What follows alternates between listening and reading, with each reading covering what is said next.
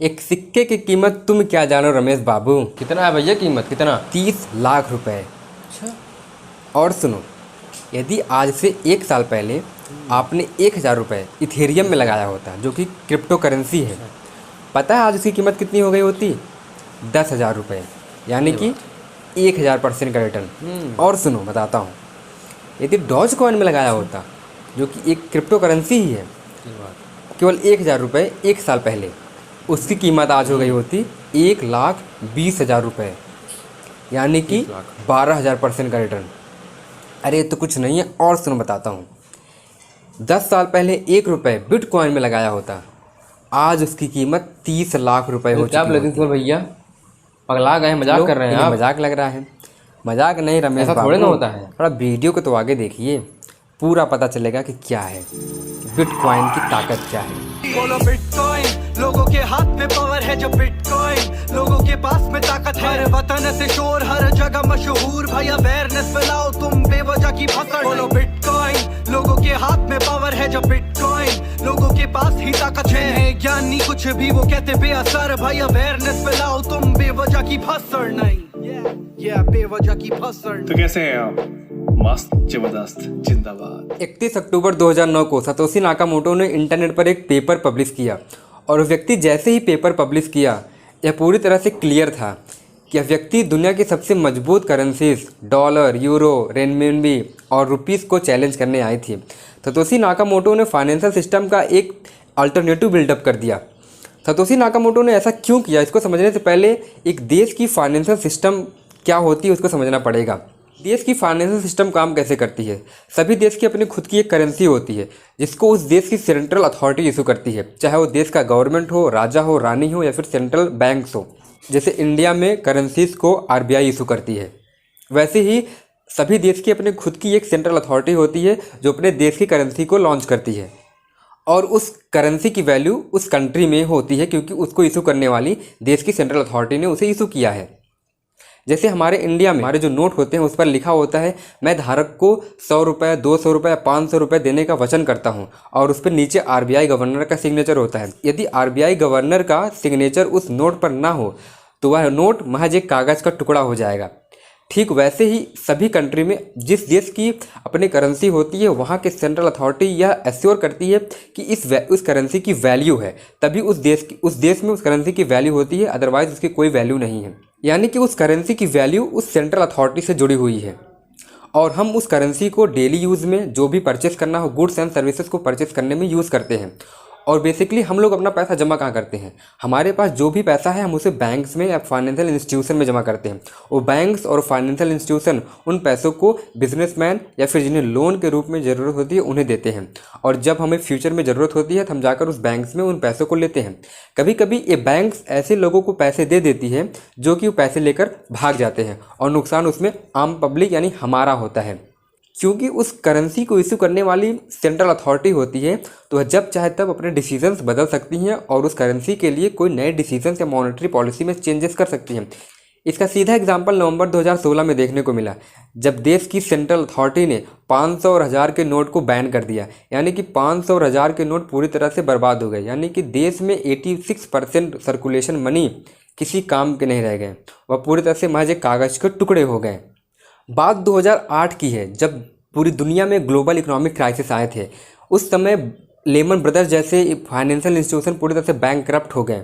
पूरी दुनिया में इसका इफेक्ट देखने को मिला। उसी समय से सतोशी नाकामोटो के मन में ऐसा एक आइडिया आया, उस बंदे के दिमाग में एक ऐसा आइडिया आया कि एक ऐसी फाइनेंशियल करेंसीज होनी चाहिए जिस पर किसी भी सेंट्रल अथॉरिटी का कंट्रोल नहीं होना चाहिए। दुनिया में कितने भी बड़े फाइनेंशियल क्राइसिस क्यों ना आ जाए, इकोनॉमिक क्राइसिस क्यों ना आ जाए, इसका किसी भी प्रकार से इन करेंसीज पर नहीं होना चाहिए था। और उसी समय से सतोशी नाकामोटो ने वह पेपर इंटरनेट पर पब्लिश किया, और बिटकॉइन यानी कि क्रिप्टो करेंसी का जन्म होता है। रुपए की वैल्यू इसलिए है क्योंकि उसे आरबीआई इशू करती है, डॉलर की वैल्यू इसलिए है क्योंकि वह ग्लोबल करेंसी है, पर बिटकॉइन की वैल्यू क्यों है? प्रश्न उठता है कि बिटकॉइन या क्रिप्टो करेंसी काम कैसे करता है। हालांकि यह एक एडवांस कॉन्सेप्ट है, बट इसको हम सिंप्लीफाई तरीके से समझने की कोशिश करते हैं। बिटकॉइन या क्रिप्टो करेंसी एक लेजर पर काम करता है, यानी कि खाता बुक, जिसमें सारे ट्रांजैक्शन का रिकॉर्ड किया जाता है। एग्जाम्पल के रूप में व्यक्ति ए के पास बिटकॉइन है और व्यक्ति बी को बिटकॉइन चाहिए। इस ट्रांजैक्शन को फुलफिल करने के लिए बीच में होते हैं माइनर्स, जो कि एक unique formula advance mathematical calculation करके इस ट्रांजैक्शन को वेरीफाई करते हैं। हालांकि वो पेन और पेपर पर लेकर इस प्रॉब्लम को सॉल्व नहीं करते। इस प्रोसेस को सॉल्व करने के लिए उनके पास बहुत सारे बड़े बड़े कंप्यूटर्स होते हैं जो कि एक यूनिक वेरिएबल्स को सॉल्व करते हैं। आपने स्कूल में पढ़ा होगा वेरिएबल्स, यानी कि ए और बी के बीच में जो ट्रांजैक्शन हो रहे हैं वो एक यूनिक वेरिएबल्स हैं। तो इस प्रकार से ए और बी के बीच में ट्रांजैक्शन फुलफिल माइनर्स करते हैं और इसमें तकरीबन 10 से 20 मिनट का टाइम भी लग जाता है। इस पूरे प्रोसेस को प्रूफ ऑफ वर्क कहा जाता है, यानी कि ए और बी के बीच में जो ट्रांजैक्शन हो रहा है वो एक ब्लॉक है, बी और सी के बीच में जो ट्रांजैक्शन हो रहा है दूसरा ब्लॉक है, और सी और ए के बीच में जो ट्रांजैक्शन हो रहा है वो तीसरा ब्लॉक है। ऐसे ऐसे बहुत सारे ब्लॉक होते हैं जो आपस में एक दूसरे से इंटरलिंक्ड होते हैं और इस पूरी टेक्नोलॉजी को ब्लॉकचेन टेक्नोलॉजी कहा जाता है। ब्लॉकचेन टेक्नोलॉजी की वजह से ही आज क्रिप्टो करेंसी या बिटकॉइन की वैल्यू है। केवल यही एक कॉन्सेप्ट है, यही एक मेथड है जो कि यूनिक है। आज देश की बड़ी बड़ी सेंट्रल अथॉरिटी, गवर्नमेंट, बड़े बड़े बिजनेसमैन, बैंक इस ब्लॉकचेन टेक्नोलॉजी को यूज़ कर रहे हैं। ब्लॉकचेन टेक्नोलॉजी इसलिए फेमस है, इसलिए ज़रूरी है, इसलिए इसकी ज़्यादा वैल्यू इंपॉर्टेंस है क्योंकि इस टेक्नोलॉजी के बीच में कोई सेंट्रल अथॉरिटी से कंट्रोल नहीं करती है। जितने भी सिस्टम हैं A B C C D और ऐसे ऐसे पूरे इतनी ब्लॉक बन जाते हैं कि इसे मिटा पाना या डिलीट कर पाना इम्पॉसिबल होता है। यदि इसे कोई डिलीट भी करना चाहे, यानी कि ए बी सी यानी जितने भी इसके बीच में ब्लॉक्स हैं सबको ख़त्म करना पड़ेगा, इम्पॉसिबल है। और यही वजह है कि ब्लॉकचेन टेक्नोलॉजी की वजह से ही क्रिप्टो करेंसी या बिटकॉइन की वैल्यू आज इतनी ज़्यादा बढ़ चुकी है। हमने यह समझा कि क्रिप्टो करेंसी या बिटकॉइन काम कैसे करता है। अब प्रश्न उठता है कि इसका यूज़ कहाँ है, कैसे करेंगे हम। जैसे हमारे पास रुपया है, हम उसे एज इन्वेस्टमेंट या अपनी ज़रूरतों को पूरा करने के लिए उसका यूज़ करते हैं। बगल वाली शॉप से कुछ भी परचेस करना हुआ, जाकर वहाँ पर पेमेंट करते हैं और इसका यूज़ करते हैं। ठीक वैसे ही बिटकॉइन या क्रिप्टो करेंसी का भी यूज़ किया जा सकता है। उसे as a investment for long term या फिर कुछ भी परचेस करना हुआ बगल वाली शॉप से दूध या बिस्किट वहाँ पर पेमेंट करके हम परचेस कर सकते हैं। बिटकॉइन के रूप में उसको बिटकॉइन दे सकते हैं और वो बदले में हमें सामान दे देगा। तो प्रश्न उठता है, जब बिटकॉइन इथेरियम या क्रिप्टो करेंसी इतनी पॉपुलर है, ब्लॉकचेन टेक्नोलॉजी पर काम करती हैं, इसके अच्छे रिस्पॉन्स है, इतना हाई रिटर्न देता है, तो फिर यह देश की लीगल करेंसी के रूप में इसे क्यों एक्सेप्ट नहीं किया जा रहा है या फिर ग्लोबली इसे एक्सेप्टेंस क्यों नहीं मिल रही है।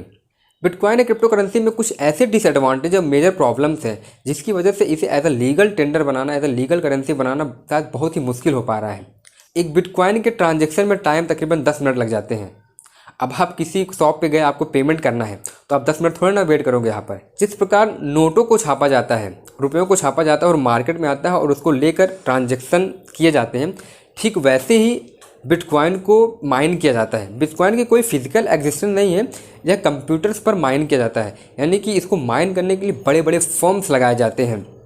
अमेरिका में, चाइना में और ईरान में ऐसे ऐसे फर्म्स लगे हैं जो कि केवल बिटकॉइन को माइन करने का काम करते हैं। और माइनिंग में सबसे बड़ी प्रॉब्लम ये आती है कि बहुत ही ह्यूज अमाउंट में इलेक्ट्रिसिटी कंजप्शन करती है, और जिसकी वजह से देखा गया है कि पिछले कई सालों से ईरान में या और कंट्रीज़ में बिटकॉइन को किसी न किसी तरीके से इन माइनिंग फर्म्स को बैन किया गया है, क्योंकि यह इलेक्ट्रिसिटी कंजप्शन और इन्वायरमेंट के लिए बहुत ही ज़्यादा हानिकारक है। बिटकॉइन या क्रिप्टो करेंसी की सबसे बड़ी प्रॉब्लम है मनी लॉन्ड्रिंग की।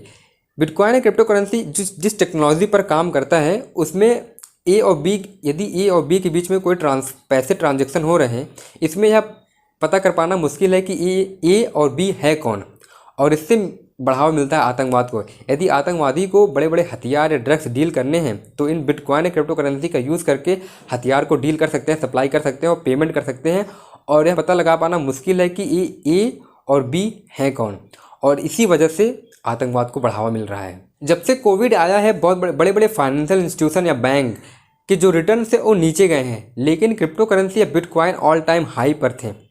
और इसी की वजह से सबसे बड़ी प्रॉब्लम ये देखने को मिली कि जब भी एक देश से दूसरे देश में पैसे ट्रांसफ़र करने होते हैं या एक देश से दूसरे देश में पैसे भेजने होते हैं, तो इनके बीच में ये फाइनेंशियल इंस्टीट्यूशन और बैंक्स बड़े बड़े ह्यूज अमाउंट में पैसे चार्ज करते हैं। पर यदि आप बिटकॉइन या क्रिप्टो करेंसी का यूज़ करके पैसे भेजते हैं तो कोई भी ट्रांजैक्शन चार्ज नहीं देने पड़ते और विदिन 10 सेकंड 20 सेकंड में पैसे ट्रांसफ़र कर दिए जाते हैं। वहीं ये फाइनेंशियल इंस्टीट्यूशन या बैंक तकरीबन 1 दिन या 2 दिन लगाते हैं, और इसी की वजह से ये फाइनेंशियल बैंक या इंस्टीट्यूशन बिटकॉइन या क्रिप्टो करेंसी को एक्सेप्ट करने के लिए रेडी नहीं थे और इसके खिलाफ खड़े हुए थे बहुत मजबूती के साथ। क्रिप्टो करेंसी की जो मेजर प्रॉब्लम है वो है हाई वोलेटाइल, सबसे बड़ी प्रॉब्लम है। इंडियन रुपीज़ डॉलर के कंपेरिजन में कितना फ्लैक्चुएट होता होगा या कितना वोलेटाइल होता होगा, महज 1-2 रुपये, 5-6 रुपये, वो भी कई सालों में, यानी कि 70 से 80 रुपये के बीच में वो फिक्स रहता है। पर मैं आपको पते की बात बताता हूँ, 19 मई के एक हफ्ते पहले बिटकॉइन का दाम, बिटकॉइन की price all time high 50 lakh रुपए के तकरीबन पहुंच गई थी। वहीं 19 मई को बिटकॉइन का दाम, बिटकॉइन की प्राइस जो है वो 25 लाख रुपए आग पहुंची, यानी कि पूरा लगभग 50% का डंप हो गया। क्रिप्टो मार्केट में एक बहुत बड़ा फेमस कॉन्सेप्ट है पंपिंग और डंपिंग का। आप समझिए कि इस मार्केट में बड़े बड़े वेल्स होते हैं। वेल्स मतलब वो जिनके पास बहुत बड़े बड़े पैसे होते हैं। वो एक व्यक्ति भी हो सकता है और एक फाइनेंशियल इंस्टीट्यूशन भी हो सकते हैं। ये करते क्या है, जब इनको मार्केट में अधिक पैसा कमाने होते हैं तो पैसे अधिक से अधिक पैसे लगाने शुरू कर देते हैं, पॉजिटिव न्यूज़ फैलाने शुरू कर देते हैं और हम आम पब्लिक आकर पैसा इसमें लगा देते हैं और प्रॉफिट बुक करते हैं बड़े बड़े वेल्स। और इसके बाद जब वो अपना प्रॉफिट ले लेते हैं तो फिर जो बड़े बड़े वेल्स होते हैं फिर से डंप कर देते हैं, यानी कि उस प्राइस को बहुत नीचे तक लेके आते हैं ताकि दोबारा परचेस करें और फिर से प्राइस को ऊपर ले जाए। यानी कि मार्केट पूरी तरह से डिसेंट्रलाइज तरीके से काम कर रहा है। इसका एग्जांपल मैं आपको बताता हूँ इलॉन मस्क का। इलॉन मस्क और दुनिया का सबसे क्रांतिकारी आदमी है, बहुत बड़ा इन्फ्लुएंसर व्यक्ति है। इलॉन मस्क को देखा गया कि पिछले 2-3 सालों से क्रिप्टो करेंसी में बहुत ज़्यादा रुचि ले रहे हैं और जब से क्रिप्टो करेंसी में रुचि लिए हैं, जब से ये क्रिप्टो करेंसी में आए हैं, इनके 1 या 2 ट्वीट से पूरा crypto market 10%, 20% up and down हो जाता है। इनकी इस बार जो बिटकॉइन है क्रिप्टो करेंसी में इतने बड़े डंपिंग आए हैं, इतने बड़े जो प्राइस करेक्शन लिया है, वो कहीं ना कहीं वजह इलॉन मस्क के ट्वीट से ही हुआ है, इलॉन मस्क की वजह से ही हुआ है, ऐसा मानते हैं बड़े बड़े एक्सपर्ट। इलॉन मस्क ने डॉज कॉइन को, जो कि एक मीम कॉइन था, एज अ फन के रूप में बनाया गया था, लेकिन इलॉन मस्क ने डॉज कॉइन को पकड़ा और इसको लेकर पॉजिटिव न्यूज़ हमेशा देते रहे, ट्वीट करते रहे। और डॉज कॉइन, यही वजह है कि डॉज कॉइन पिछले 1 साल में तकरीबन 12,000 से 20,000% रिटर्न दे दिया था। क्रिप्टो ही नहीं, दुनिया की कोई भी मार्केट हो, कहीं ना कहीं कभी न कभी क्रैश तो होती है। तो क्रिप्टो मार्केट भी क्रैश होना कोई बड़ी बात नहीं है, शेयर मार्केट भी क्रैश होते हैं।